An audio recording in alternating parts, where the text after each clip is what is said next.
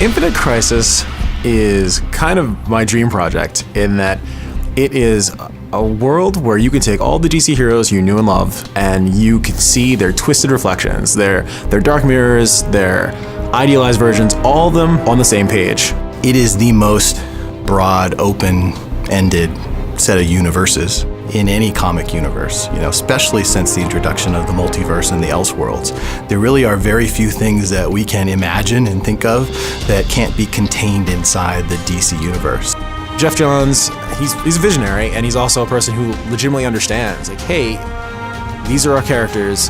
I'm gonna not only trust you with them, but ask you to do what you need to do in order to make the best possible game that you can make. I feel like DC has become absolutely integral to just the experience of the game, because without the DC multiverse, this just doesn't work.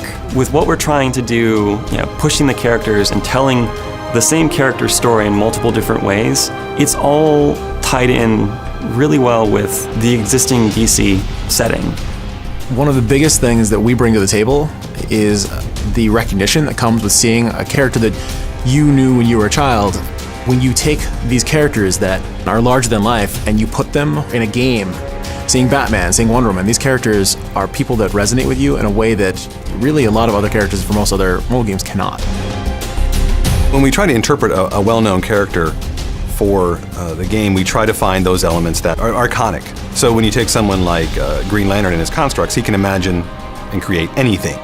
We can't have him do that because, well, there's a variety of reasons why that would just be a bad idea for the game and for the feasibility of making him. So we try to find things that are representative of him in his constructs. So he summons a giant jet and throws it at you, and that, of course, represents his sort of backstory as being that test pilot. We're always looking for ways to incorporate DC history and lore into the game in ways that make sense for a competitive environment. And one of the ways that I'm really proud of and what we've done that is through the artifacts. Now, these are the items that players will be acquiring from the Artifact Foundry through the match. These are items that increase the power of their champion, so that makes them better able to deal with the threat at hand. And each of those items is named after an item from DC history. We have Two-Face's coin, and we have Atlantean artifacts, things like that. And those items have a history to them. It's the history that, in a sense, gives them their power.